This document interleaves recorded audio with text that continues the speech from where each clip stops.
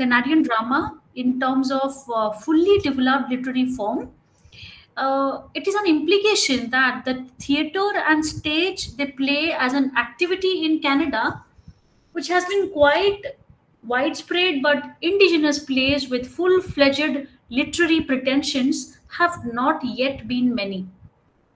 Stagings have also been mostly of established English and American plays, with Shakespeare grabbing the lion's share. Canadian drama after 1967 compares quite favorably with the British drama of the 1950s and 1960s, in which Samuel Beckett, Harold Pinter, John Osborne, Arnold Wesker were some of the big names. The 1960s, they witnessed the appearance of what called to be regional theaters. These theaters, based on varying degrees on the model established by Manitoba Theatre Centre, Winnipeg in 1958, offered audience developmental programs in which they produced standards, they maintained high production standards, and employed artists from across the country. Although most of their plays were chosen from an international repertoire, the regionals added to the momentum fostered by a decade of public funding of the arts, which combined with the nationalist spirit surrounding the Canadian centennial to create increased opportunities even for Canadian playwrights.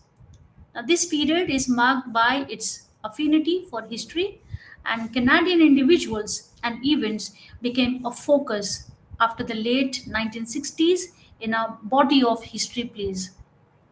In Newfoundland, Michael Cook used early Canadian history in a somewhat prescient way to comment on present day social and political injustices. His major plays like On the Rim or The Curve in 1977, despite all their richness in theme and language, have their dramatic effectiveness muted by a diffused focus. Cook's less historical plays, which include Quiller, written in 1975, comment philosophically on present day Newfoundland life. Other Canadian history plays worth mentioning include John Thomas, MacDonald's Charbonneau and Les Chefs, written in 1968, James Nichols' Saint Mary Among the Hurons, written in 1977, Ron Shudley's After Abraham, written in 1978, and Alden Nolan and Walter's Learning, The Dollar Woman, 1981. At the same time, the lure of foreign history drew Canadian writers like Monroe Scott to a Chinese full tale in the engaging play Wu Feng, written in 1971. Among others, there were Stewart Boston to Queen Elizabeth I in Counselor Extraordinary, written in 1972, and Michael Bowtry to aristocratic Russia for its dull play Last of the Tsars, written in 1973.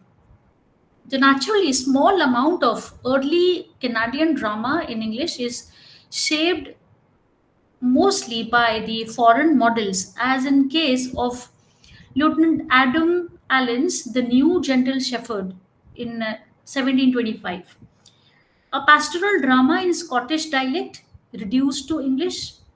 17th century English heroic tragedies such as John Dryden's The Conquest of Granada, 1670 and 1671, were the obvious antecedents for George Cocking's verse drama, The Conquest of Canada, written in 1766, and sometimes engaging verse drama depicting the defeat of the novel Savage. The common impression that classic poetic drama was the 19th century's dominant dramatic genre can be challenged as more plays are found in other models. Certainly, authors with literary pretensions did write poetic dramas and dramatic sketches not intended for the stage, many of them published in the Literary Garland.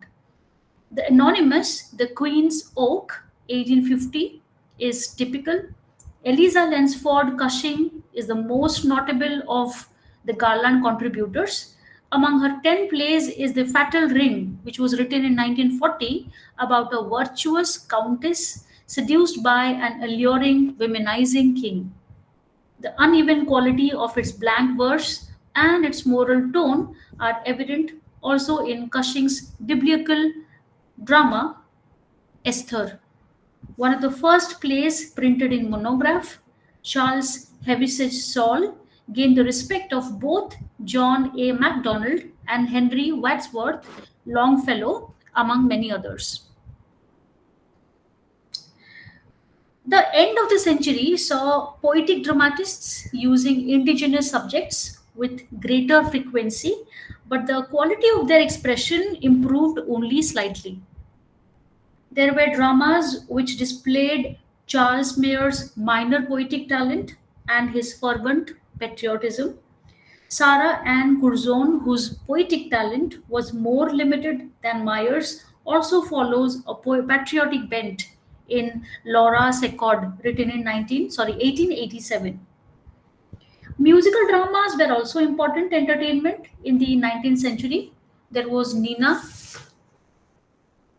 which was a nautical comic operetta influenced by Gilbert and Sullivan. Musical parodies prevailed, the most famous being William Henry Fuller HMS Parliament, written in 1880, which borrowed from HMS Pinafore to satirize Canadian politics and political figures. The century also produced plays in a number of other genres. For example, Catherine Nina Merritt's Prose History, that is, when George III was king, written in 1897.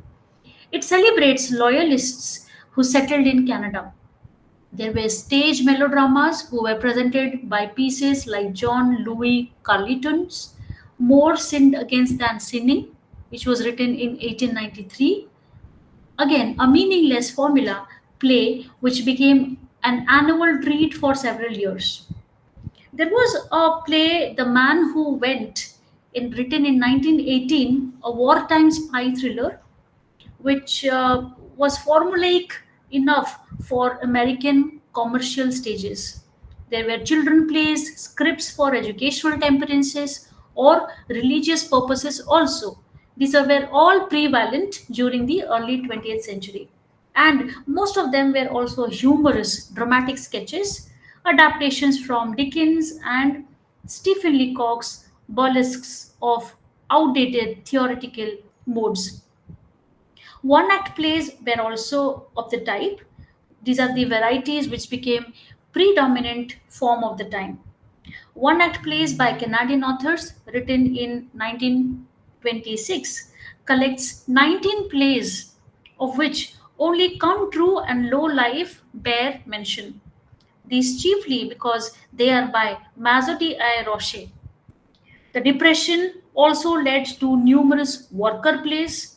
Dorothy Livesey, whose Joe Derry is a narrated pantomime, was the most famous author involved. Eight Men Speak, written in 1934 by Oscar Ryan, E. Cecil Smith, H. Francis, and Mildred Goldberg, was the most notable play. Its importance is both historical and as an example of the effective use of presentational techniques. Aside from workers' plays, the most daring experiment was Hermann Wordsman's symphonic expressionism. His ballet music dramas were described at the time as compelling on stage, but now may seem dated. Their image laden language stilted Len Peterson's radio play, Burlap Bags, written in 1946, published in 1972. Now, this also deserves being mentioned for its portrayal of an alienated, absurd post war world. It seems a transitional play between the expressionism of the 1930s and the existentialist drama of the 1950s and 1960s. The last 20 years have been witnessing a remarkable flowering of Canadian literature, in all kinds, in all forms, and quantitatively speaking, drama has kept up with its development. There are now more theatres and actors, and as a result, more Canadian dramatists and plays. Whereas it was difficult in the not too distant past formative plays to gain a hearing, the situation has now changed so drastically that one dramatist recently claimed Canada as the easiest country in the world in which to get a play produced is actually easy. This is not, of course, a situation that necessarily ensures quality. In recent years, the tally of plays that may reasonably be expected to form part of a permanent repertory is still disappointingly small. Many reasons can be offered to explain this sorry state of affairs.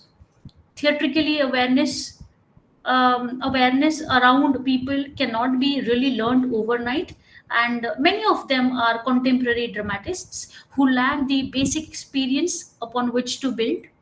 This is one of the reasons. Time and again, young playwrights display a depressing ignorance about the traditions of their craft.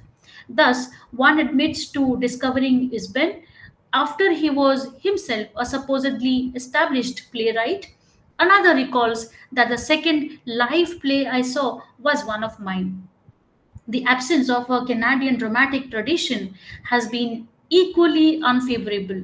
The modest comedies of Denison and Ringwood have little to offer the 1980s, while Davis and Rennie, among the Canadian most substantial playwrights to date, are both notoriously individualist. They have discovered in theatre an outlet for their particular talents, but although many dramaturgical tips could be learned from them, they are of little use as formal models. This can be an important question to note down what can be different reasons to explain the sorry state of affairs of low quality Canadian drama. Moving ahead, Robertson Davis was the first writer to bring unquestioned verbal skills and intellectual originality to the service of Canadian drama. Significantly, before he began writing plays, he had obtained a firm theoretical and practical grounding in all aspects of the theatre. While at Oxford, he wrote a thesis on Shakespeare's boy actors, thus exploring the history of both drama as a form and acting as an art. And he went on to gain valuable experiences both on stage and backstage with the old Vic Company in the season immediately preceding the Second World War. Thus, he returned to his native country with personal familiarity with an established dramatic tradition. In Canada, the Dominion Drama Festival, acronym for DDF, had been inaugurated in the 1930s as an attempt to foster and encourage dramatic activity, and it was within the DDF and for the Peterborough Little Theatre that Davis first participated as director and dramatists. His early one act plays, such as The Overled, which was written in 1948, with their simple plot lines and homely comedy, clearly belong with the work of Denison and early Ringwood.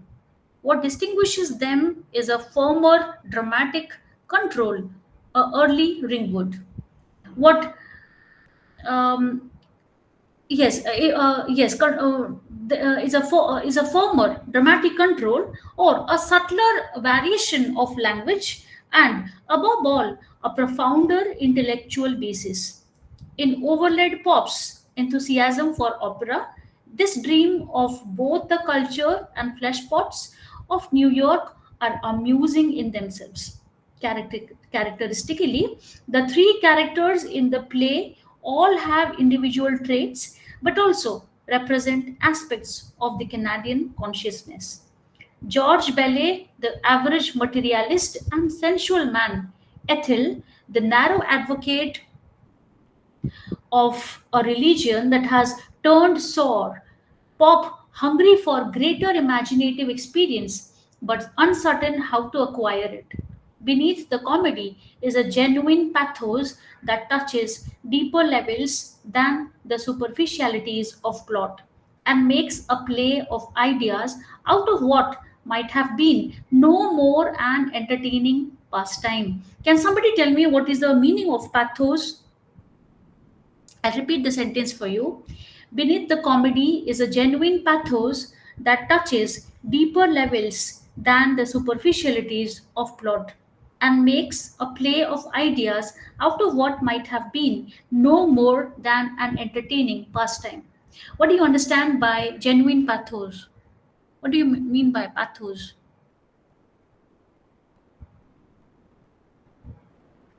You may use a chat box if you wish to drop any of your views, or you may use the mic.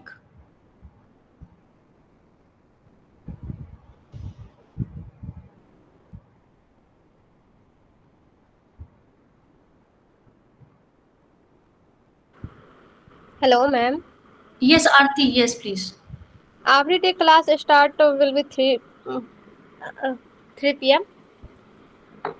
I don't get your question. Would you repeat that? Yeah. Every day class will be start 3 p.m. No, so we are ending MEG-12 tomorrow. Today is the last but one class, Yeah. and generally the classes begin at 4 to 6. Yeah. However, there are certain changes sometimes, and if there are changes, you get notified. So for today's change in time, I think you were notified to come to the class around 3:15. But by tomorrow, we are ending MEG-12. Because I am joining first day, so I have no any idea. Okay, no problem. We are almost ending. Tomorrow is the last block, block 8. Today is block Oh, 7. Yeah. yeah. But I Okay. have no any study material, so how can I learn? I think the office will help you with that. So anyway, they will be giving you the materials and other things. Yeah. Yeah. Please keep in touch with the office, so they will definitely drop you. Okay. Okay. So I received one of the answer as performance. Okay. Okay. Anyone else would want to? Ma'am, the pathos means through a performance to express pity or sadness. Yes. Pathos. Yes, pathos, a genuine pathos means genuine emotions. Pathos means emotions. That's the reason why there are words called sympathy. The pathy word has come from pathos, and it is originally come from the Aristotelian study, the Aristotle theory, which talks about ethos, pathos, and logos. So, like ethics comes from ethos. We talk about pathy, which means emotions, that has come from pathos, and logos means logic. So, the origin of pathos has come from Aristotle, and the meaning is emotions. And here, when we talk about beneath the comedy is a genuine pathos that sincerely means that even if you are approaching the audience through a very comic performance, under that lies your genuine emotions that touches the human hearts in deep levels. Yeah, so good, thank you so much, all of you, both of you, thank you so much. Moving ahead, so while overlaid gives at least an illusion of realism, Arrows at Breakfast, which was written in 1949, illustrates Davis' penchant for imaginative exuberance and anticipates his later experiments in a very theatrical fantasy. Subtitled A Psychosomatic Interlude, it represents a departmental office within the whole bureaucratic organization that regulates a man's body and soul. It is a witty, zany, but very intelligent play about the complex psychology of love. Davis has tried to play down his debt to Shaw, but it is evident in the way in which ideas are embodied in dramatic characters. In his relish for exposing the absurdities of his times in the lucid and smooth flowing rhetoric that makes up his dramatic speech. In a satisfying formal artifice, and above all, in the creation of an imaginative world between the realism and total fantasy. What is remarkable about the later plays of Davis is that Davis explores them intensely through theatrical terms. When Henry Benedict Stuart, an unimpressive Ottawa civil servant, temporarily becomes his illustrious ancestor, talking about on royal authority, Davis creates a superb opportunity for a talented actor. Similarly, the actor playing Casanova in General Confession must play out the character's youthful past as well as he aged present, while those representing the three externalized aspects of himself, the comedy company of the psyche, to use a phrase from the Manticore, Part 2, Chapter 11, play a number of different roles in the charades in the second act. Excuse me. By 1960, Davis seemed about to blossom forth as a prolific and important Canadian dramatist. But there were various reasons why did this had to happen. First, a dramatization of Leaven of Malice failed on Broadway and discouraged him from concentrating all his efforts on the theatre. A little later, his appointment as first master of Massey College entailed time consuming duties and responsibilities. And later still, his success as a novelist with the Deptford trilogy channeled his creative energies into other areas. As a result, his recent dramatic output has been small, the most important being Question Time, written in 1975. Now, this play begins freshly and inventively and promises to develop into a witty and satirical look at Canadian politics. But it turns more serious and even solemn as it raises issues of personal and national identity. It contains some impressive theatrical moments and its basic ideas, obviously connected with the Jungian concerns that had produced the Manticore a few years earlier. The stage devices, however, especially the parliamentary debate in which Peter Macadam acts as both Prime Minister and leader of the opposition, seem confusing and clumsy. Oddly enough, the playrooms, perilously close to closet drama, the stage direction suggesting effects that could hardly be achieved in most theaters.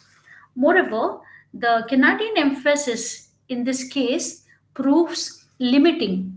Question time never transcends the nation's situation to become a more universal comment on the relation between politics and the personal life. Davis has consistently emphasized the importance of craft in playwriting. His own plays are at least as well made as Ringwood's, and in the special dramatic ethos, he creates the world of wonders celebrated in his novel about theatre folk. This is an advantage. As in this fiction, he chooses characters who, whatever their education and attitude, can talk readily and effectively. In his notes to At My Heart's Core, he insists that variations of accent and niceties of pronunciation are important, that the play is written to be heard as well as seen.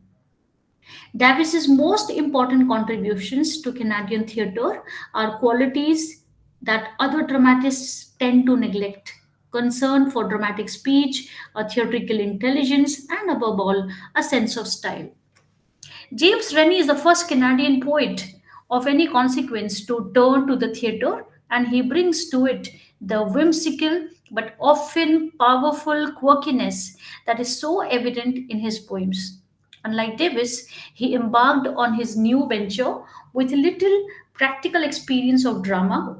Moreover, he began to write plays, ironically, just as professional Canadian theatre was expanding to scope with a decided preference for the amateur stage. These factors account for the freshness and some of the weaknesses of his dramatic writing. We then now come to Rene's dramatic effects. Rene's dramatic effects are poised on the razor edge between imaginative charm and between irritating silliness. While he frequently succeeds in establishing a poetic reality in which we are contemporarily prepared to suspend disbelief, it rarely becomes more than an insubstantial pageant. There is an operatic quality about Rene's plots, and it may not be accidental that the most consistently satisfying of his early dramatic ventures was his libretto fort, Night Blooming series, written in collaboration with the composer John Bleckwitt. The Kiddler, written in 1962, radically revised 1972, The Sun and the Moon 1962, and The Easter Egg, formed 1962, conveniently represent early Flage. Like his early poetry, they are rich in references to rural southwestern Ontario, but soon create their own stage world of fantasy and dark fairy tale, inhabited by egg girls and comic clergymen, abortionists, and diabolical sinners. In Rennie's theoretical never land of archetypical polarities, the pendulum swings constantly between a heightened innocence verging on naivety and an evil minded experience that on occasion seems little more than immature nastiness. Filled with quaint characters bearing names like Manatee, Kingbird, the plays also contain horrifying imitations of violence and cruelty, both physical and mental. The sympathetic characters, generally sensitive youths, are initially oppressed but always triumph through their faith in a redeeming imagination. There are drastic shifts of tone from rather obvious satire through melodramatic suspense to a resolution that often seems close to wish fulfillment.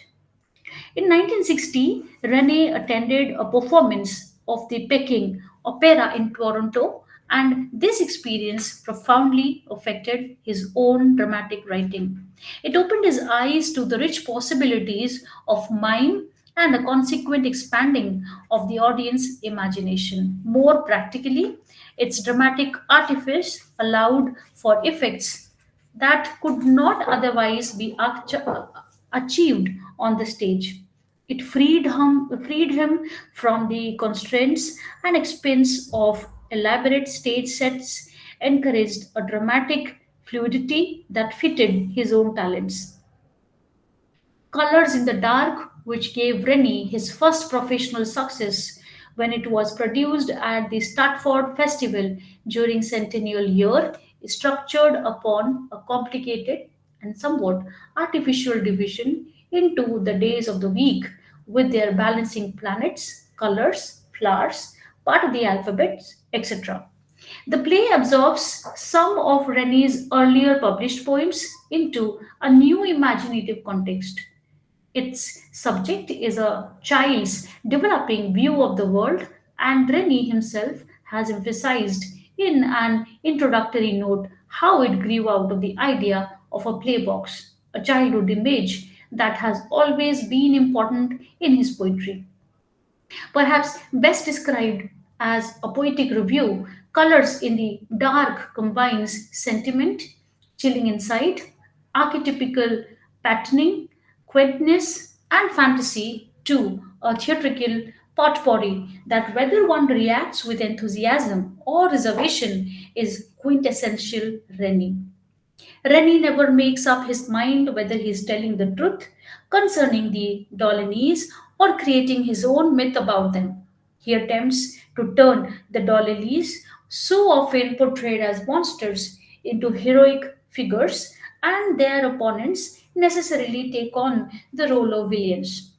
Rene's notorious weakness for melodrama reveals itself in his polarized characterizations. The binary groups of which Rene is so fond continually undermine his persuasiveness as an interpreter of the historical events. Rene's most recent plays, though developing his newly discovered ability to exploit local history, have been decisively less successful. Wacosta, written in 1979, is very melodramatic. Rene has a superfluity of dramatic inventiveness but little tact.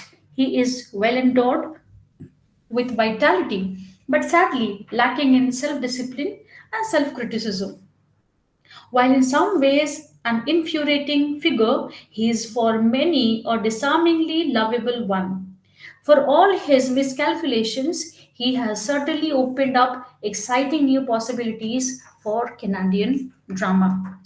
So, this is the end of Unit uh, 25, and there are a few important questions which can be important for you to study this particular unit. For example, how does Canadian drama in the post 1967 period compare with British drama since the middle of the 20th century? In that case, you have to study both British drama and Canadian drama equally well and thoroughly. There can be one more question about write a brief note on recent developments in Canadian drama on the general level.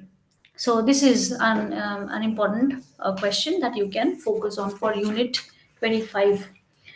Now let's move ahead to Unit 26.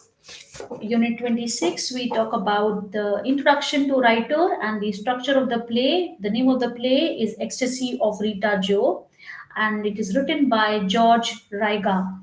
And we talk about a brief introduction about the writer. Then we talk about Act 1, Act 2. Then we have our own questions to understand, and then there's a conclusion part. So moving ahead to Unit 26, this is introduction to the writer and the structure of the play. So this is John Drager, the playwright, the dramatist, and George Raiga is the author of the Canada's best known English language play, The Ecstasy of Rita Joe.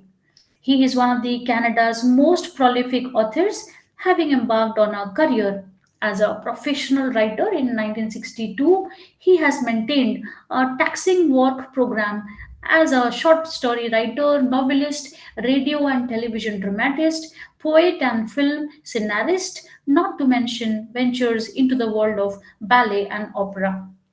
14 years of his disciplined regime have resulted in 190 plays, two canatas, five screenplays, two long playing albums, three novels, and a book of poetry, as well as a considerable body of unpublished and unproduced work.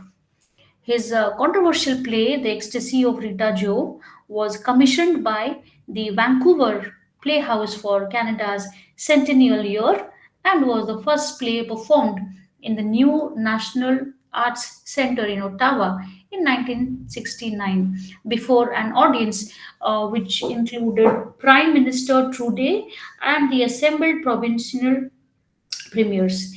It has been broadcast and televisioned by the CBC, commissioned by the Manitoba Indian Brotherhood to mark the centenary of the singing of Indian treaties. A ballet version of Rita Joe was presented by the Royal Winnipeg Ballet at the Centre's Opera House in 1971. Since its debut, this outstanding Canadian play has been frequently produced both abroad and across Canada and always has been acclaimed by people across. Furthermore, it has achieved the remarkable distinction of crossing the Canadian cultural barrier, having been translated into French by Gracien Galinas, and this translation, the sole occasion on which Quebec's leading playwright has translated the work of an English Canadian playwright, demonstrates the stature of Raiga's talent and his place in contemporary Canadian culture. So we start with Act 1. This is the ecstasy of Rita Joe. Act 1 of the ecstasy of Rita Joe has a number of exchanges between Rita and the magistrate. For example, the magistrate says, "My sons can go in any direction they wish, into trades or university. But if I had a daughter, I would be more concerned." Rita speaks, "What's so special about a girl?" Magistrate answers, "I would wish, well, I would be concerned about her choices of living, schools, friends. These things don't come as lightly for a girl. For boys, it's different. But I would worry if I had a daughter. Don't hide your child. Someone else can be found to raise her if you can't." Rita Jo shakes her head, a strange smile on her face. "Why not? There are people who would love to take care of it." Rita says, "Nobody would get my child. I would sooner kill it and bury it first. I am not a kind of woman, Mr. Judge." Magistrate, at a loss, "I see." Rita says, a cry, "I want to go home." Why do you think the magistrate says that if he had sons, they can go to any directions they wish, but if he had a daughter, he would be more concerned? What are your views regarding the magistrate speech? Why is it so important that in particularly this scene, this act? Why do you think the magistrate says that he would be more concerned about her choices of living, school, friends, and if it is, however, the sons, they are free to go in any directions they wish. Yes, please, your views.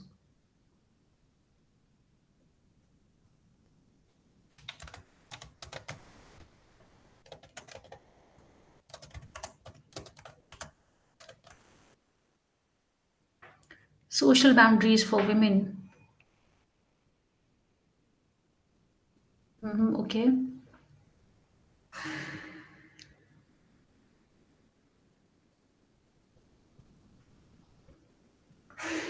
What else? Why don't everyone participate?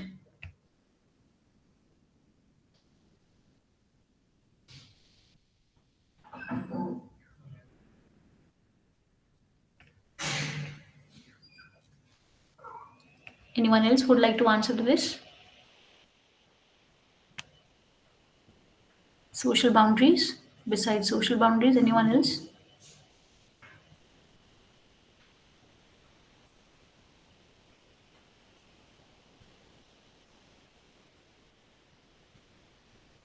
Rabia, would you like to answer to this question? Ma'am, can you please repeat the question, ma'am, once? So this is the magistrate speech that starts with Act 1.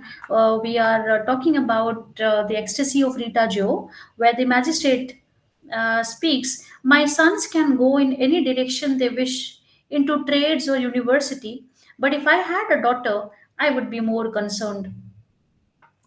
And he mentions that I would wish, well, I would be concerned about her choices, her choice of living, school, friends. These things don't come as lightly for a girl. For boys, it's different.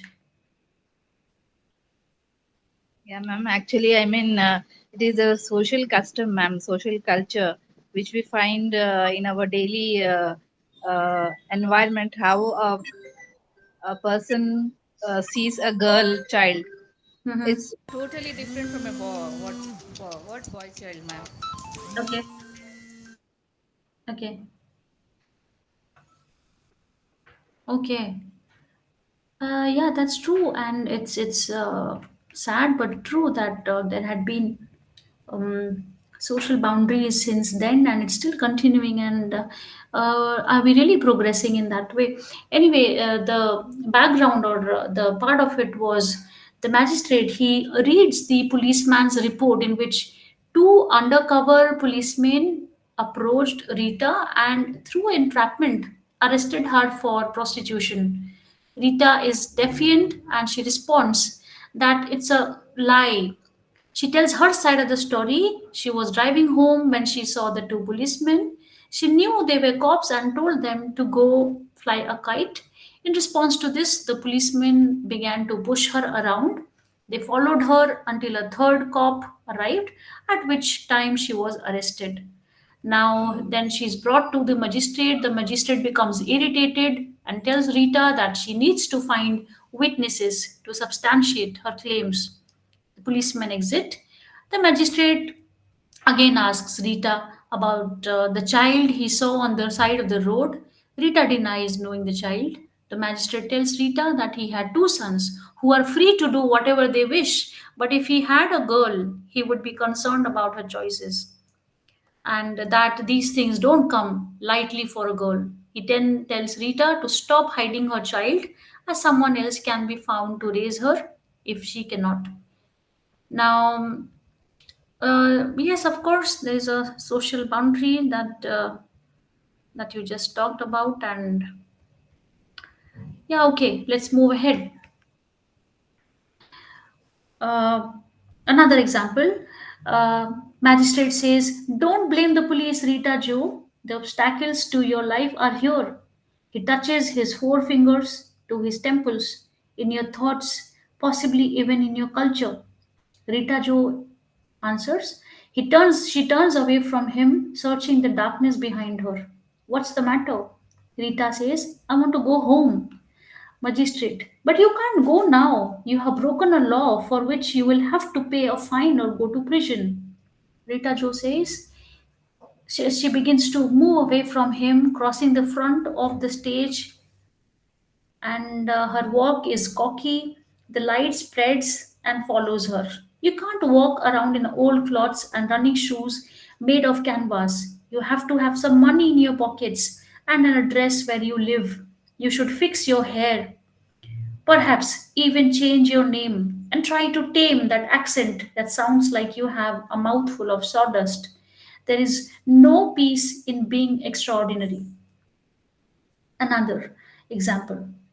Magistrate annoyed now at himself and at her. There is nothing here but a record of your convictions, nothing to speak for you and provide me with any reason to moderate your sentence.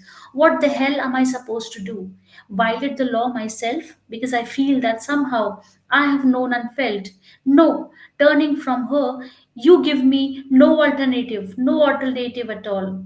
The magistrate packed up his books. Rita says, I will go home. Just let me go home. I can't get out of jail to find the highway or some kind of job. Magistrate, standing prison and fines are not the only thing. Have you, for instance, considered that you might be an incurable carrier? There are people like that. They cannot come into contact with others without infecting them. They cannot eat from dishes others may use. They cannot prepare or touch food others will eat. The same with clothes, cars, hospital beds. The magistrate keeps mouthing cliches but is unable to see the obvious, which is right under his nose.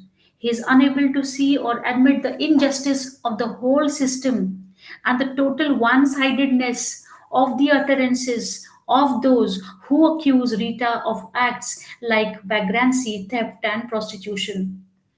Rita's problem is that she cannot and won't be saved. She is unable to take crucial decisions or is rather prevented from taking such decisions by the system and her own mental makeup. Her companion, Jamie Paul, is very defiant and rebellious. She is less so, but these streaks are there in her also. Her father and the priest are unable to have a breakthrough with her. Her sister Aileen's experiences also serve as a deterrent of sorts. Aileen cannot find proper work.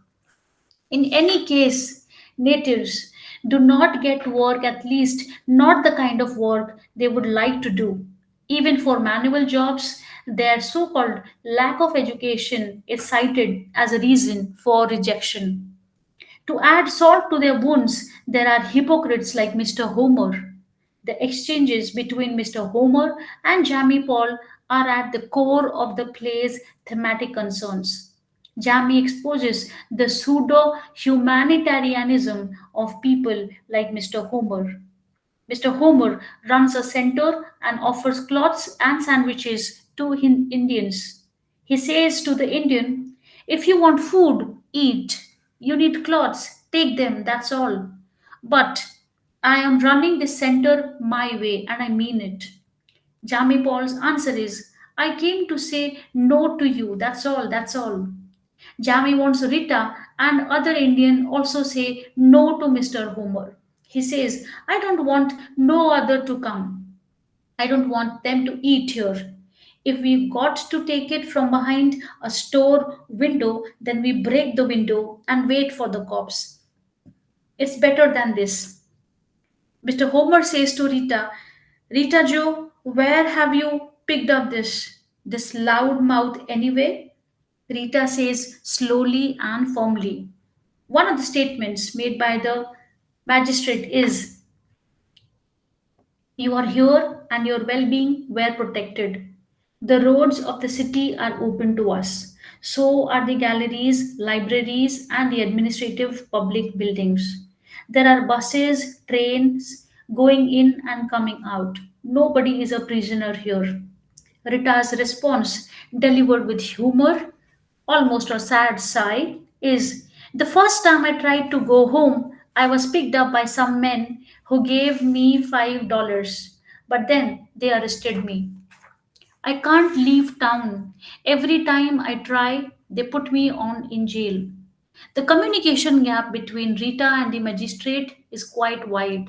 She talks of the terrible conditions in jail, but she goes on pressing the charges of vagrancy against her. He tells her she will need witnesses and gives her 8 hours to produce them. There is a brief scene with Rita's sister Eileen Joe, who has been without work too. Through all this, Rita is tired and feels sick. She wants to sit. She says, I don't feel so good, mister. A little later, the magistrate says to Rita, the charge against you this morning is prostitution.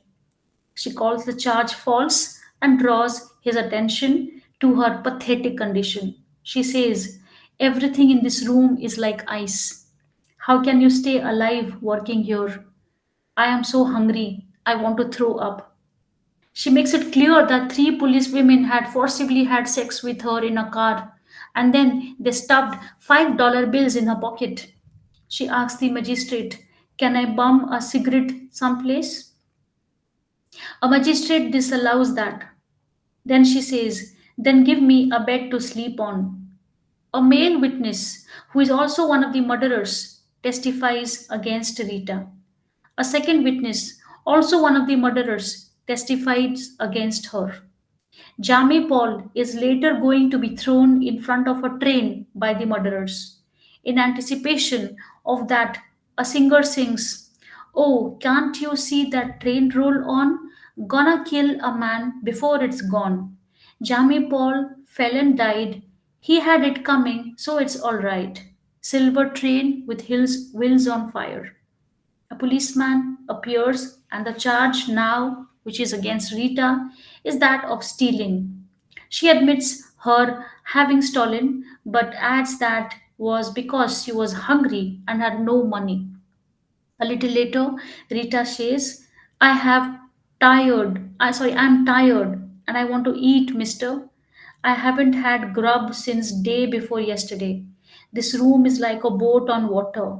I am so dizzy. What the hell kind of place is this? Won't let me to go lie on grass. She actually doubles over to chalk black her nausea. The magistrate's response to Rita's blaming the police is typical. He says, don't blame the police, Rita Joe. The obstacles to your life are here. He touches his forefinger in his temples, in your thoughts, possibly even in your culture. The scene is between Rita and the teacher, and which is significant. The teacher is described as a shy, inadequate woman who moves and behaves jerkily, the product of incomplete education and poor job placement. She tries to remind Rita that Canada is melting pot, underlying the need to conform. She gives up and says, "You will never make bronze, coming from nowhere and going no place. Who am I to change that?" She charges Rita with pawing the ground for men like a bitch in heat. Rita denies that. From there to the end of Act 1, there is a brief scene between Rita and her father, but all around them are dead ends. The teacher repeats her testimony against Rita. Mr. Homer also adds to the case against her. All accusers join in blaming her.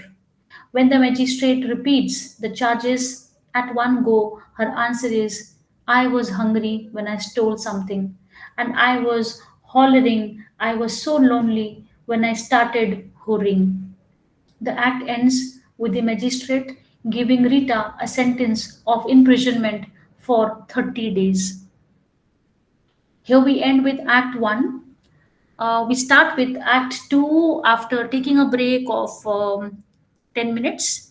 It is exactly 4 7. You can join all back out around um, exactly 4 18, 4 17 18. You can all get back. We take a break of 10 minutes. Thank you.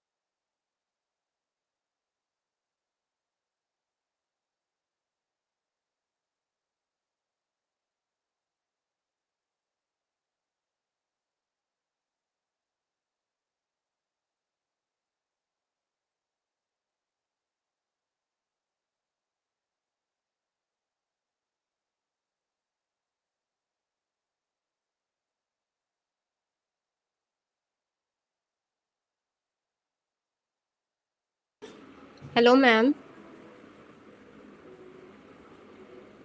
Hello. Yes, Aarti, tell me. Yeah, sorry, ma'am. I try to ask about which subject you uh, teach me. Right now, I'm teaching you MEG 12. MEG, MEG 12. Yes. Oh, so sorry, ma'am. It is not my subject. Okay.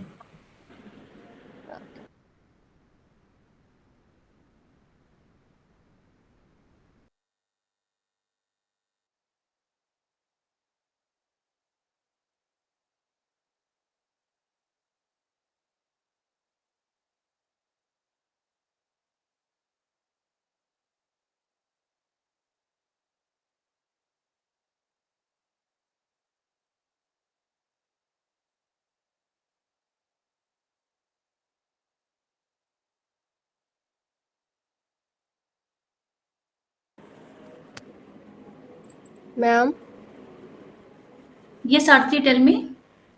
how can I know about my subject? My subject is MEG 1, 2, 3, and 5. So how can I know? Okay, so they must be sharing you with PDF files where they give you a list of subjects that will start and end in dates. So they will be sending you Yeah, the complete timetable. They must be doing that. yeah. Okay, ma'am. Yeah. Thank you, ma'am. Thank you.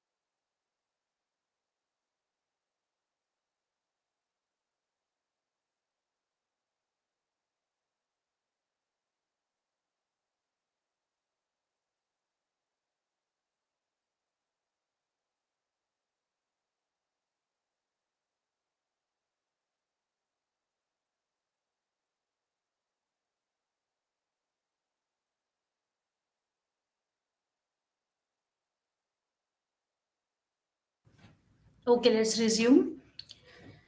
So we start with the next act, Act 2. We are studying the ecstasy of Rita Jo, and there is a brief, quick recapitulation that is required. There is a scene here in which Rita Jo's father appears. Then there is a priest and a policeman. She is skeptical about his sermonizing. Then Jamie Paul comes on the scene. Rita and Jamie talk. Mr. Homer appears. The talk between him and Mr. Homer takes a turn for the worse. We are told also in a stage direction that Jamie is in a provocative mood, seething with rebellion that makes the humor he triggers both biting and deceptively innocent. The young Indian men respond to him with strong laughter. And then there is one scene which involves him and Mr. Homer. Now, what is the scene? Let's study that. So, Mr. Homer cutting bread. You are a tough man to cross, Jamie Paul. Jamie ignoring Mr. Homer. To the young Indian men, boy, I showed that bastard who he was talking to. Rita Jo says, did you get the job? Jamie, turning to her, laughing boyishly. No, he called the cops and they threw me out. They all laugh. The young Indian men go to the table now and rummage through the cloths. Mr. Homer says, take whatever you want, boys. There's more cloths coming tomorrow. Jamie Paul impulsively moves to the table where the young Indian men are fingering the cloths.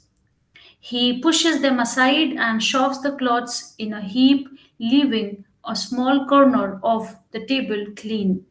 He takes out two coins from his pockets and spits in his hands. Jamie says, I got a new trick. Come on, Mr. Homer, I will show you. See this. He shows the coins, then slams his hands, palms down on the table. Which hand goes the coin? Mr. Homan says. Why? One under each hand. Jammy. Right. Turning off his hands again. He collects the coin and slaps his hand down again. Where are the coins now? Come on, guess. Mr. Homer is confident now and points to the right hand with his cutting knife. Jammy Paul laughs and lifts his hands. The coins are under his left hand. Mr. Homer, son of a gun. Jammy, you are a smart man. He puts the coins in his pockets and laughing turns to Rita Jo, who stands uncertainly dressed in the red sweater. She likes the garment, but she's aware Jamie Paul might resent her taking it. The young Indian men again move to the table, and Mr. Homer returns to making sandwiches. Mr. Homer, there's a good pair of socks. Might come in handy for one of you guys. A young Indian man pokes his thumbs through the holes in the socks and laughs. Jammy, sure, takes the socks. Take the table. He slaps the table with his hands and laughs. Take Mr. Homer cutting bread, take everything. Mr. Homer, hey Jammy. Jammy, why not? There's more coming tomorrow, you said. Rita, Jammy. Mr. Homer, you are sure in a smart assed mood today, aren't you? Jammy, pointing to the young Indian man with the socks, but talking to Mr. Homer. Mr. Friend Steve over here laughs lots. He figures the way to get along and live to grab his guts and laugh at anything anybody says. You see him laughing all the time. A dog barks at him and he laughs. Laughter from the young Indian man. Laughs at a fence post falling. Laughter. Kids with funny eyes make him go haywire. Laughter. Can of meat, annoyed can opener. One of the later stage direction reads Jamie Paul puts the brassiere over his head, with the cups down over his ears and the straps under his chin. The young Indian men were all laughing now and moving close to the table. Mr. Homer makes a futile attempt at driving them off. Suddenly, Jamie Paul's expression turns to one of the hatredness. He throws the brazier on the table and, gripping its edge, throws the table and cloths over, scattering the cloths. He kicks at them. The young Indian men all jump in and, picking up the cloths, hurl them over the ramp. When the magistrate tries to reason with Jami in his own hypocritical way, then Jami says to him, Jami, spitting, go to hell. I can die and you got nothing to tell me. Mr. Homer calls Rita and Jami names. The magistrate sentences Jami also to 30 days of imprisonment. Jami says, give me back my truth. A sentence later, he says, teach me who I really am. Why have taken that away? Give me back the real me so I can live like a man. A little before the end, there is a tense scene between the magistrate and Rita. It goes like this. The magistrate enters. There is a light on Rita Jo where she stands. There is also a light around the magistrate. The magistrate's voice and purpose are leaden. He has given up on Rita Jo. He is merely performing the formality of condemning her and dismissing her from his conscience. Magistrate, I sentence you for 30 days in prison, Rita. Stoic, stoically. Thank you. Is it right to thank you? Magistrate, you will be back, always be back, growing older, tougher, filthier, looking more like stone and prison bars. The lines in your face will tell everyone who sees you about prison windows and prison food. Rita, no child on the road would remember you, mister. The magistrate comes down to stand before her. He has the rambling confidence of detached authority. Magistrate, what do you expect? We provide schools for you and you won't attend them because they are out of the way and that little extra effort is too much for you? We came up as a civilization having to, yes, claw upwards at times. There's nothing wrong with that. We give you x ray chest clinics. He turns away from her and goes to the apron of the stage and speaks directly to the audience. We give them x ray chest clinics, and three-quarters of them won't show up. Those that do frequently get medical attention at one of the hospitals. Rita interjecting, my mother died. Magistrate not hearing her, but as soon as they really released, they forget they are chronically ill and end up on drinking party and a long walk home through the snow. Next thing, they are dead. Magistrate turning to her. Some of you get jobs. There are good jobs, good jobs. If you would only look around a bit and stick with them when you get them. But no, you get a job and a promise to stay with it and learn. And 2 weeks later, you're gone for 3, 4 days without explanation. Your reliability record is ruined, and an employer has to regard you as lazy, undependable. What do you expect? Rita says, I'm not scared of you now, bastard. Magistrate, to which he answers, you have a mind, you have a heart. The cities are open to you to come and go as you wish, yet you gravitate to the slums and skid rows and the shanty town fringes. You become a whore, drunkard, user of narcotics, at best, dying for illness or malnutrition, at worst, kicked or beaten to death by some angry white scum who finds in you something lower than himself to pound his frustrations out on. What's to be done? You Indians seem to be incapable of taking action to help yourselves. Someone must take care of you. But who? For how long? Rita answers, you don't know nothing. Then the murderers close in around Jami and Rita. They beat him badly.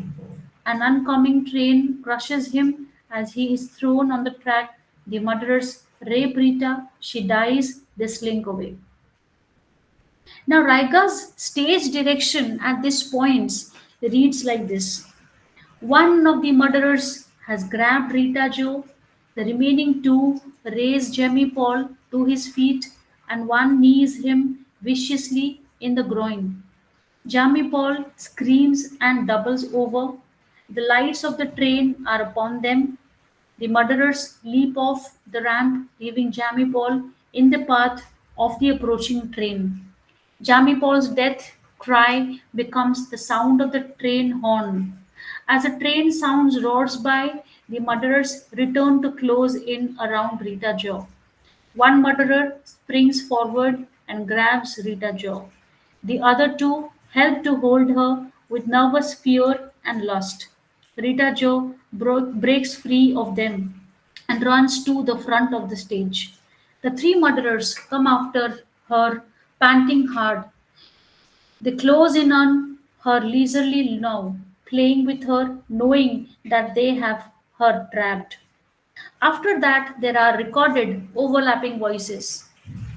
Clerk, the court calls Rita Jo. Magistrate, who is she? Let her speak for herself. Rita, in the summer it was hot and flies hummed. Teacher, a book of words, a melting pot. Magistrate, 30 days. Father, barking to beat hell. How? Jammy, laughing, defiant, taunting, you go to hell. Priest, a confession. Rita Jo. The next stage direction reads: over the voices she hears, the murderers attack, dragging her down backwards. They pull her legs open, and one murderer lowers himself on her. Rita dies soon after. Jamie is dead too, run over by the train. The two dead bodies are placed together. There is a death chant. Finally, Aileen appears. Her final words are: when Rita Jo first come to the city, she told me the cement made her feet hurt. Now, what are the important questions in this particular unit? We have to understand first what is interesting about Raiga's life, and how is the structure of the ecstasy of Rita Jo different from that of a long play of 3 or 4 or 5 acts? So this is a very important question in Unit 26, where there are plays of 5 or 6 acts versus this play having only 2 acts. How is this play different from that? How is the structure different from that? We now come to Unit 27. We study the theme and the characterization. Here we study the characters in a deeper level. We understand the theme, and uh, then we go ahead with this Unit 27. Here, the theme of the ecstasy of Rita Jo. Before I move ahead, may I just ask any one of you if you can, as of now, if you have heard, what do you want, how do you define the theme of the ecstasy of Rita Jo according to you? Uh, what can be the theme of ecstasy of Rita Jo?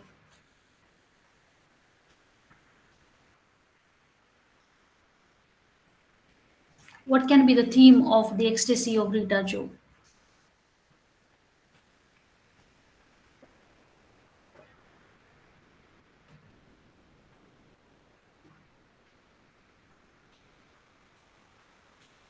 Can anyone? You may use the chat box also.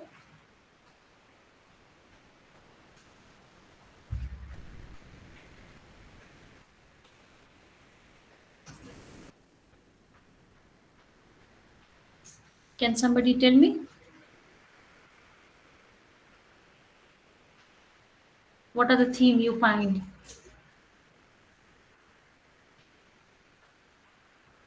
Okay, let's try to understand here. The theme is how an Indian woman is destructed by the urban wide society, and how the general public is apathetic towards the native Indian Canadians.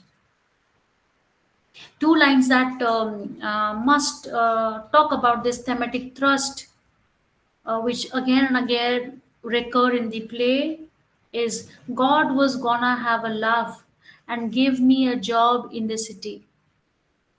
The magistrate's attitude is quite representative of the attitude of the whites. He refuses to see the obvious things.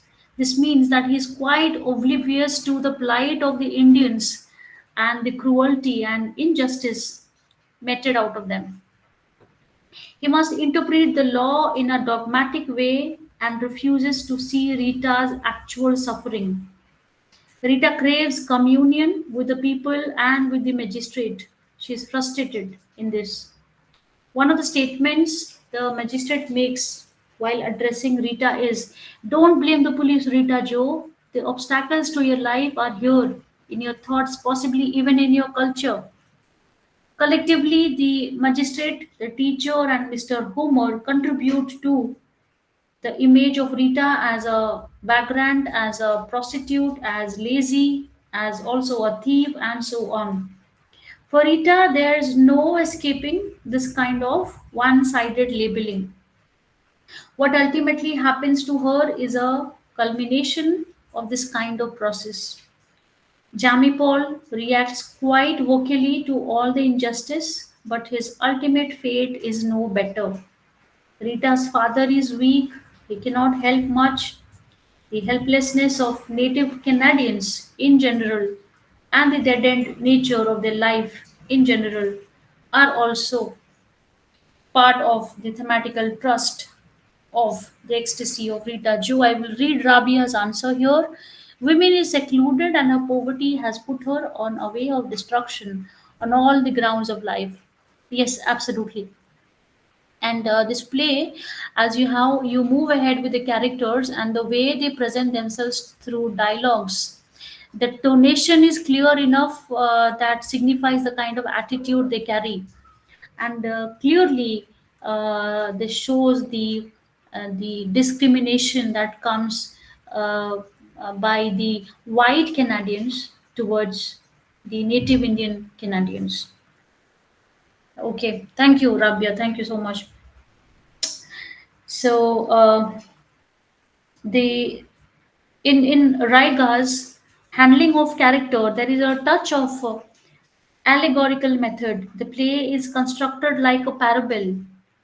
Rita is the heroine. She suffers the most. She can't and almost won't be helped. She protests, but nobody listens. She has her own dreams and longings, but everything comes to a naught with her ultimate mass rape and death. She is partly lost and partly unbending, but most of it is beyond her control anyway. Her father, David Joe, is weak and helpless, and so are few others. Evil forces dominate, and these are represented by the murderers. The teacher is a victim of the state of the education system and her own limitedness. Jamie Paul loves Rita but cannot fit in with urban ways and the ways of the white society. This also leads to a tragic end. He says at one point, "Go tell it to the white men. They are looking on for Indian that stay proud everywhere they hurt, but so longs they don't ask for their rights." To the magistrate, he says, "Go to hell. I can die and you not got nothing to tell me." He spits in court as he uttered these words. Jamie reacts quite strongly to Mr. Homer's offer of help. He says to Mr. Homer, "I do not believe nobody, no priest, no government. They don't know what it is like to want and nor have to stand in line and nobody sees you." Jamie Paul stands for defiance. He is crushed ultimately. He exposes hypocrites like Mr. Homer, just as Rita, in her own way, renders the priest important. The singer is an important character. She serves as a kind of chorus here. The stage directions at the start tells us that she serves too as an alter ego to Rita Joe. The stage direction reads, "A circular ramp beginning at floor level stage left and continuing downward below floor level at a stage front, then rising and sweeping along stage back at 2 foot elevation to disappear in the wings of stage left." This ramp dominates the stage by wrapping the central and forward playing area. A short approach ramp meeting with the main ramp at the stage right. The magistrate's chair and representation of court desk are situated at stage right, enclosed within the sweep of the ramp. At the foot of the desk is a lip on stage right side. The singer sits there, turned away from the focus of the play. Her songs and accompaniment appear almost accidental. She has all the reactions of a white liberal folklorist with a limited concern and understanding of an ethical dilemma which she touches in the course of her research and work in compiling and writing folk songs. She serves too as an alter ego to Rita Jo. The magistrate swears by the law but cannot see Rita's obvious misery. All the accusers are biased and totally one sided. One question which is not easy to answer is whether Rita Jo is tragic. Is she able to retain her selfhood with a stubborn resistance that can transform her death from a sordid ritual of rape and murder into the ecstasy of a martyr? Or is she merely a passive victim whom her culture, birth, and her own feeble resignation have all doomed to the fate she meets? What are your views towards this? I'll repeat the question, which is not easy to answer, is whether Rita Jones is tragic or not. So you tell me, is she able to retain her selfhood with a stubborn resistance that can transform her death from a sordid ritual of rape and murder into the ecstasy of a martyr? Or is she merely a passive victim whom her culture, birth, and her own feeble resignation have all doomed to the fate she meets? What are your views to it?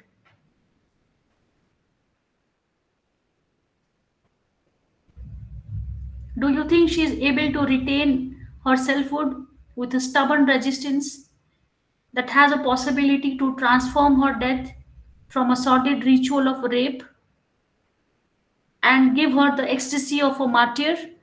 Or is she merely a passive victim whom her culture, birth, and her own feeble resignation have all doomed to the fate she meets?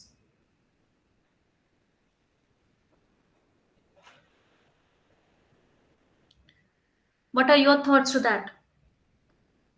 You may drop your answer in the chat box. Meanwhile, I'll move ahead.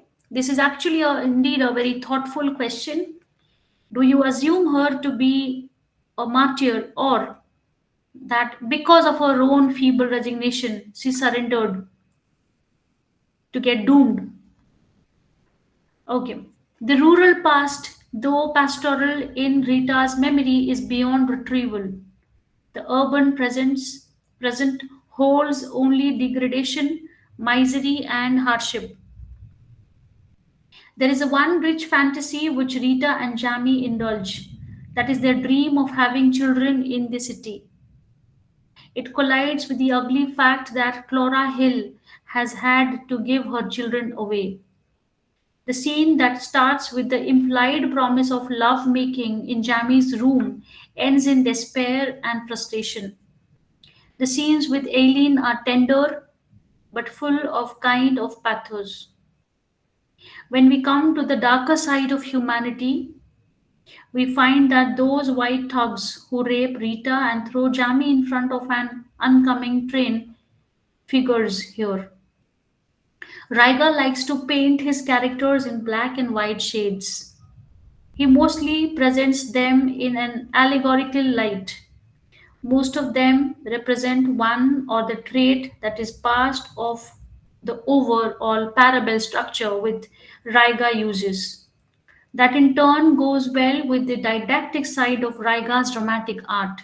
He is a dramatist with a message and likes to hammer it down in a loud, clear tone. The two major characters, Rita and Jamie, have lives. Sorry, have lives that are governed by desire of various kinds. They want love, togetherness, and a minimal of comfort. They also want basic needs of life. They need meaningful employment. They need respect and dignity. The white society denies all these to them. The gap between the native way of life and white way of life is too big. A number of characters are out of frame. One example comes in the form of the following words of the policeman. She was born and raised on a reservation. Then came a brief period in public school of the reservation, at which time Rita Jo established herself as something of disruptive influence. Rita sees and imagines things which are not available quite a few of other characters. The magistrate talks a lot about the need for personal hygiene, but most of his words take on a sinister meaning because he and Rita are at cross purposes. The clash between the two, in a way, represents the clash between two cultures. The dominant white culture refuses to fully appreciate and make room for the dominated native culture. There is a breakdown of communication. Quite often, she tries to draw the magistrate's attention to the fact that she isn't feeling too well, but he pays no attention to that. At one point, she says, "Everything in this room is like ice. How can you stay alive working here? I am so hungry, I want to throw up." A number of things which mean a lot to Rita do not make any sense to the magistrate. In the same way, the magistrate empty talk about the law does not do much impress on Rita. Rabia has written something. Let me read it for everyone. I think this is probably for the question that was asked earlier. A woman in this harsh world to extent can strive for her safety, but in our culture, the position given from a long time ago, the resignation of a feeble character cannot protect the dignity to a very great extent, as saying that the stereotype lies in every field. Absolutely, absolutely. So, what are your views then, Rabia? Do you think she has merely accepted her doom, or do you think she has retained her selfhood with a stubborn resistance? Ma'am, she has retained her stubborn character, but still, ma'am, when a woman comes into the field where she has to face all the things, maybe she'll get very weak in this position because she need a very hard support for her, in my Absolutely. opinion. Yeah. Absolutely. True.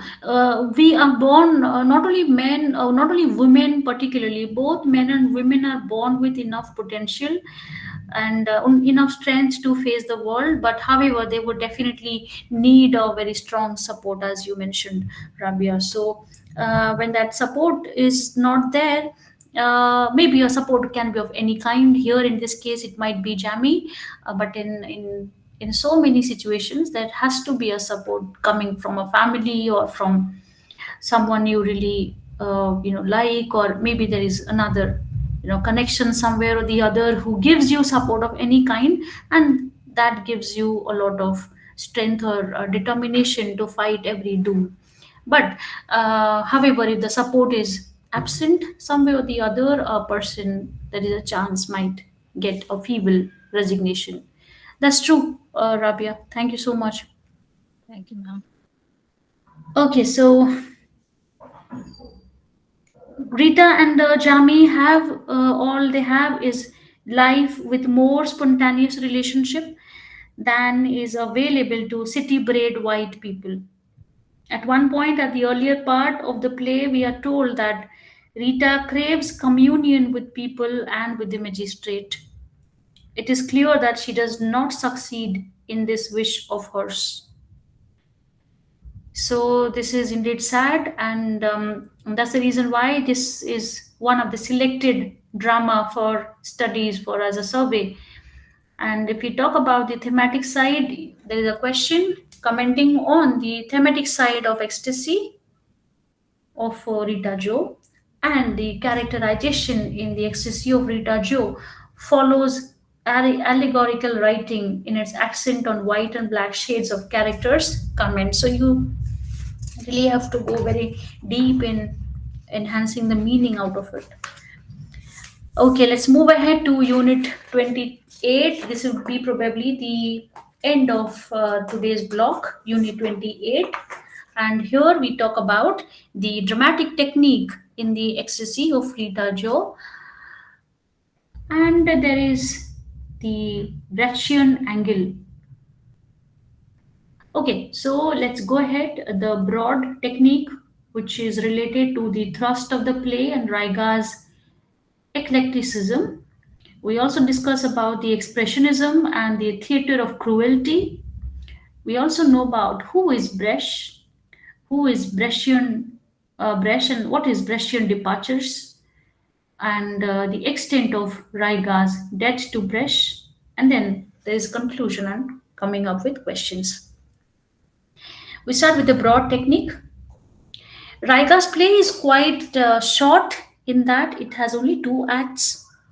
In some ways, the compactness of the play almost makes it a one act play.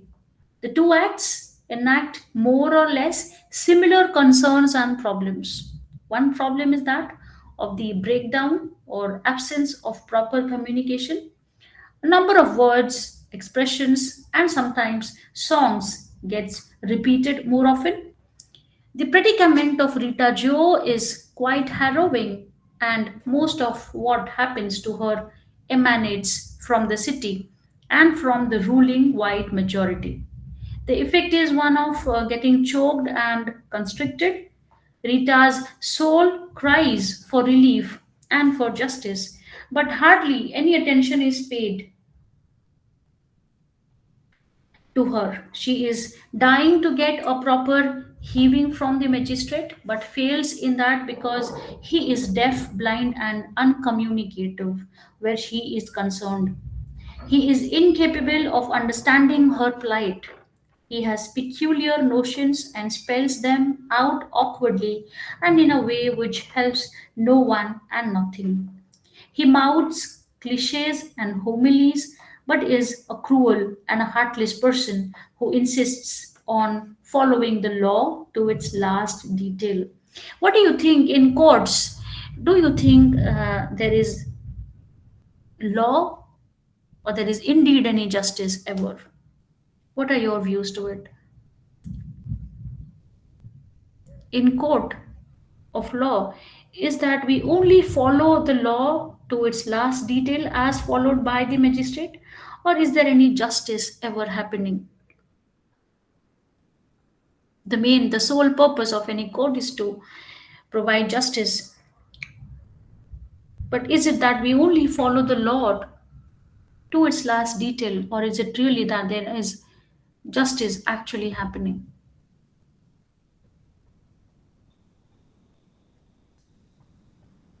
You may please write your answers in the chat box. These are some of the reflective questions which you might sometimes think over. Moving ahead, the starkness of the situation gets highlighted by the instructions Raiga gives about the staging. He works by sudden movement, by foregrounding, and by startling contrasts.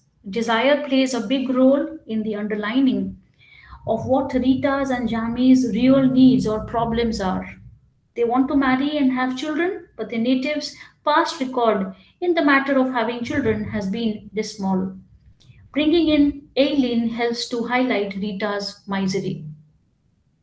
Aileen never got proper work, and the alternatives she found were terribly inadequate and unsatisfying. Okay, so Yogesh has mentioned in some constitutions, justice is served by the laws, and in some, justice is served by the natural laws and ethics. Okay, indeed, indeed, Yogesh. Uh, so that means uh, law might be different in based on constitution to constitution. However, justice remains equal for everyone. So However, justice is definitely served either by the laws or by the natural laws. So, okay, thank you, Yogesh. Coming to the next one, natives do not find right work, they are targeted and victimized. They are expected to have qualifications that are beyond their reach. A woman can lose a job if she resists being exploited sexually and otherwise. Look at the plight of the people during this period of time and how well Raiga has presented that through this drama. Rita has her own dreams and nightmares. The magistrate has his own ideas. Raiga ironically gives the following stage direction. The magistrate gropes for words to express a message that is very precious to him. A little earlier, one exchange between Rita and magistrate is significant. The magistrate says to Rita, "Tell me about the child." Rita says, "What child?" The magistrate says, "The little child I once saw beside the road." Rita reply is, "I don't know any girl, mister. When do I eat? Why does an Indian wait even when he hear there first thing in the morning?" In this way, we find that the magistrate and Rita are at cross purposes. The play is not so much interested in the form as in the message. Raiga's techniques shows a lot of eclecticism, which means drawing from a great variety of sources. Raiga did just that, and European influence on his drama is quite marked. The major influence is, of course, that of German dramatist and theorist Bertolt Brecht, but Raiga does draw from other sources as well, especially from German expressionist drama. There is also a touch of theatre of cruelty, which was an idea floated largely by the French dramatist and theorist Antonin Artaud. Raiga uses the stage imaginatively. His dramatization often portrays the phantasmagoric within the character's mind. On the whole, this play emanates a crude power. Talking about expressionism and the theatre of cruelty, you'll come to view that in the ecstasy of Rita Joe, expressionism and the theatre of cruelty, both European developments, affect Raiga's technique substantially. Both believe in shocking the audience through violence, distortion, and exaggeration. The theatre of cruelty was coined by the Frenchman Antonin Artaud. It aimed to communicate with the audience at a primitive subconscious level by means of gesture, movement, sounds, and symbols. As for Expressionism, it was originally meant to define an artistic movement which flourished at the beginning of the 20th century in Europe, especially in Germany. The exaggeration and distortion which this involved induced unease in the viewing public. When it comes to viewing Expressionism as a theatrical move, its origins are to be found in the work of a number of German dramatists who wrote between 1907 and the early 1920s. Karl Hauptmann and Ernest Toller were the leading figures. Stenberg was one of the idols of the movement. Theatre of cruelty, as envisaged by Atwood, involved exaggeration and being relentless in the presentation of extremes. The ecstasy of Rita Joe has in it that element also. Another trend popular in 1950s in Europe and Britain was the theatre of absurd. Eugene Ionesco, Samuel Beckett, and Harold Pinter were the main figures in it. In matters of stagecraft, Raiga's technique is quite path-breaking. He uses a circular ramp and varied lighting effects. Violence and rape are shown on stage. Songs are used repeatedly. The singer has a chorus like function. She foretells Jamie's fate. She talks about the harshness of its life.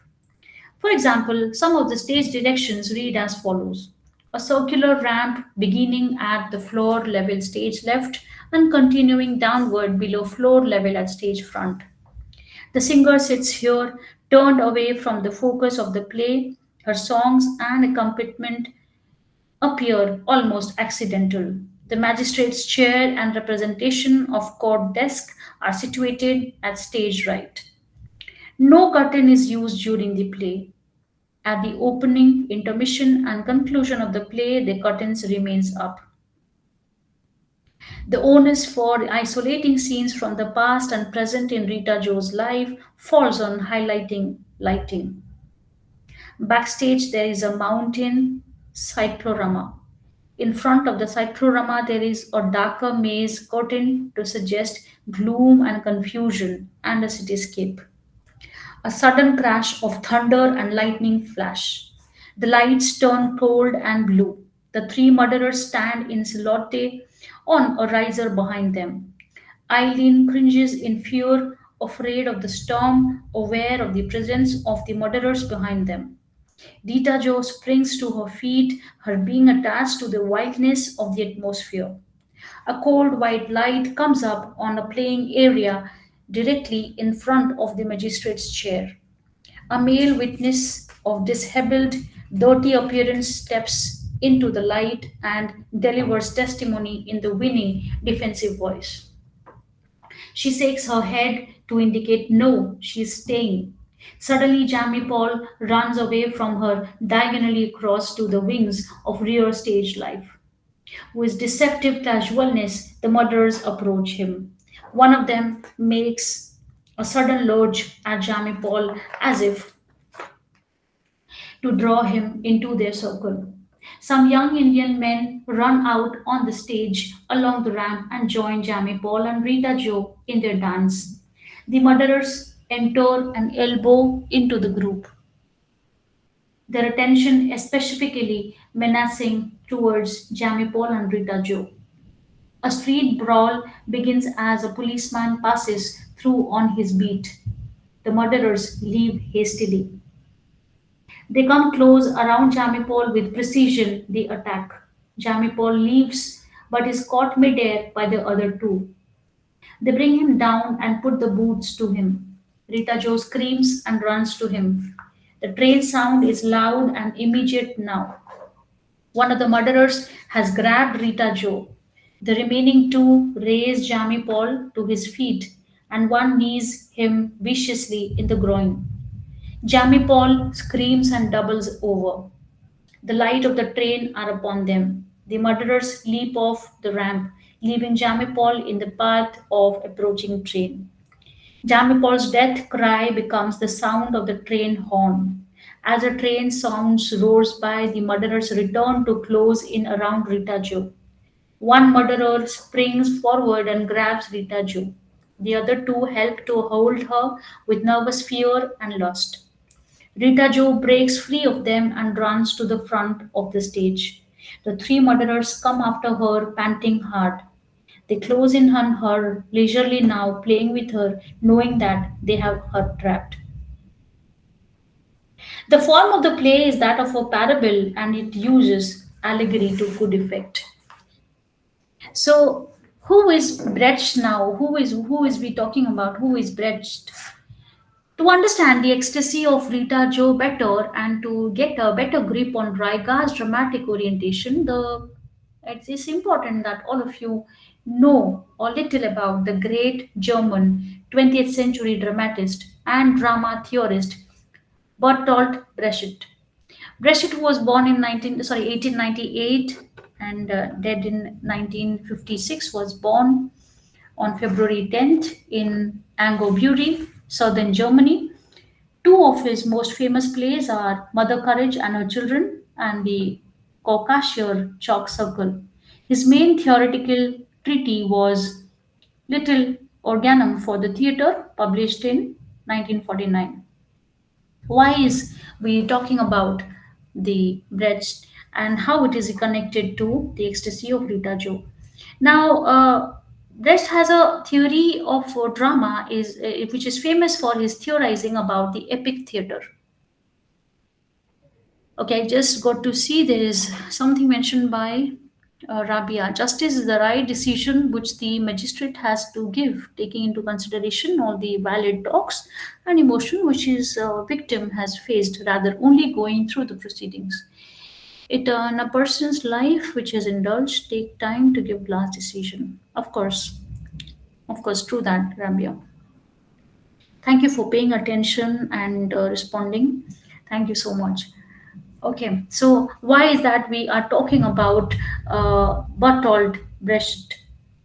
Brecht, as a theorist of drama, is famous for his theorizing about epic theater. In general, epic theater was a movement in the German theater of 1920s that asserted that the appeal of theater should be to the intellect of the audience rather than to its emotion. Brecht was its main exponent between conventional drama and epic theater. Many differences are there. A list provided by Brecht himself is quite instructive. Dramatic forms of the theater, direct action involves the audience in action on stage, uses up their activity, facilitates emotion, experience. The audience is projected into an action. Hypnotic suggestion, the feelings are conserved. Man is taken for granted, unchangeable man, suspense as to the outcome, one scene leads to another, linear development, evolutionary necessity, the world as it is, man as a fixed entity, thought determines existence and its feelings. However, in epic form of the theater, the narrative makes the audience into observations but awakens their activity, enforces decisions, image of the world. The audience is confronted with it. Argument are impelled to the point of recognition. Man is the object of inquiry, man as both the subject and object of change, suspense as to the process, each scene a separate unit in a series of curves leaps, the world in the process of development, man as a process, social existence determines through reason. Now, the extent of Raiga's depth to Brecht is because Brecht is an important influence on Raiga, who was a Ukrainian. The important thing to remember is that Raiga is very eclectic and draws inspiration from a great variety of sources. There are expressionist elements and then there are Brechtian elements. He uses the stage imaginatively. His dramatic action often portrays the phantasmagoric within the character's mind. The play Ecstasy of Rita Joe exudes a crude power. Russian influence is more or less direct in Raiga's use of songs, his didactic intent, his awareness of the element of alienation. Alienation was very close to Brecht's heart. The performative aspect is strong, the structure is intensely rhythmic. Brecht's influence is pervasive in the ecstasy of Rita Jo, but it still remains only one of the main influences. The play is so eclectic that it draws its inspiration from a great variety of sources, including German Expressionism. Peshett's influence at the more visible level is in Raiga's incorporations of songs in his play. Here, we have to understand that the killing of Jami by an oncoming train is anticipated already by the singer, who also talks about the city's harmful role in native people's life. So we need to conclude here by saying that Raiga is very versatile dramatist who values social concerns and vocally opposes injustices of various kinds. He was a Ukrainian himself. His sympathy for the natives come to quite forcibly in the play. The play is one of the most notable achievement of the Canadian drama, which otherwise has a thin body of work. Canadian drama does not compare very favorably with Canadian poetry and Canadian novel. Still, in recent times, Canadian drama had managed to carve out a place for itself in Canadian writing as a whole. So, important questions for this last unit is some of the main influences on Raiga's dramatic technique. And which one has the upper hand in Raiga's drama? Is it the form or content, or is it the case that both work equally to produce a powerful statement? So, this is it about today's blog on Ecstasy of Rita Joe, Drama 7. We meet tomorrow again, and probably the time would remain the same. We'll start exactly at